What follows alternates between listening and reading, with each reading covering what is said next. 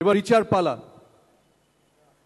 রিচা, কয়েকটা প্রশ্নের উত্তর দিতে হবে, সবাই শুনতে চায়। প্রেস মিডিয়ায় এত বন্ধু আছেন, আমি জানি সবাই ফোন করেছেন আপনাকে, আপনার পরিবারকে। কিছু প্রশ্ন একটু উত্তর দিতে হবে। একটা মাইক্রোফোন কি আমরা পেতে পারি? এটা হ্যান্ড মাইক্রোফোন। রিচা, যদি একটু সামনে আসো তাহলে ভালো হয়, সবাই দেখতে পায় তো তোমাকে। একটা হ্যান্ড মাইক্রোফোন যদি দেন কেউ।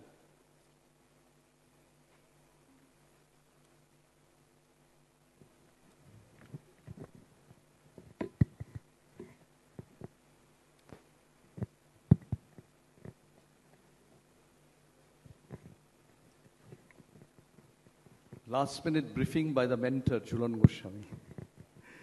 রিচা, এই যে তোমাকে ঘিরে এত কিছু ঘটছে, কালকে শিলিগুড়িতে ওপেন জিপ রাইড, এখানে স্বয়ং মুখ্যমন্ত্রী বসে আছেন, সম্মান জানাচ্ছেন, এত সব মানুষ, বিশিষ্ট মানুষ, সৌরভ গঙ্গোপাধ্যায়, ঝুলন গোস্বামী, এই চারপাশে যা ঘটছে গত 7 দিন ধরে, কি মনে হচ্ছে?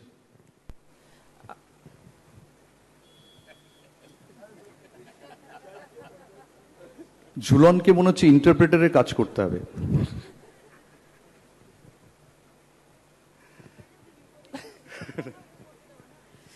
প্রথমে বলি, মাননীয় মুখ্যমন্ত্রীকে আমার তরফ থেকে ধন্যবাদ, সৌরভ স্যারকে থ্যাংক ইউ স্যার, জুলদি অ্যান্ড অফিস বেরিয়ে অ্যান্ড যারা যারা আছে থ্যাংক ইউ সো মাচ। এবার বলো প্রশ্ন। প্রশ্নটা হচ্ছে যে কিরম লাগছে, স্বপ্নের মতো মনে হচ্ছে? অবভিয়াসলি এটা সবার স্বপ্ন থাকে, যখন এটা আমার জন্য অনেকটা স্বপ্নের মতনই। যেভাবে শিলিগুড়িতে আমাকে ওয়েলকাম করেছে আর এখানে যেভাবে সবাই আমাকে ওয়েলকাম করেছে, তো খুব ভালো লাগছে, আর স্বপ্নের মতনই এটা লাগছে।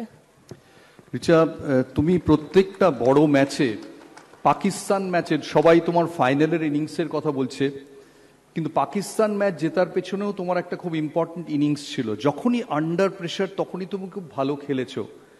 এর জন্য কিভাবে তুমি নিজেকে তৈরি করো? এর জন্য আমি সবসময় যখনই আমি নেটসে ব্যাটিং করি বা ওপেন নেটস করি, ওখানে আমি সবসময় আমার টার্গেট সেট করি কি এই টাইমে কত রান লাগবে, কত বলে। আই থিঙ্ক ওটা আমাকে অনেক হেল্প করে। আই থিঙ্ক ওই প্র্যাকটিস সেশনটা ম্যাচে আমাকে হেল্প করে। তুমি এই যে বড় বড় 6 মারো, তোমাকে এটা কি সত্যি যে ড্রেসিং রুমে তোমায় কেউ কেউ মাহি বলে ডাকে, ছোট মাহি? অবভিয়াসলি ওখানে অনেকে আছে যারা বলে আমাকে, লাইক আমার ফ্রেন্ডসরা যারা আছে সবাই বলে, বাট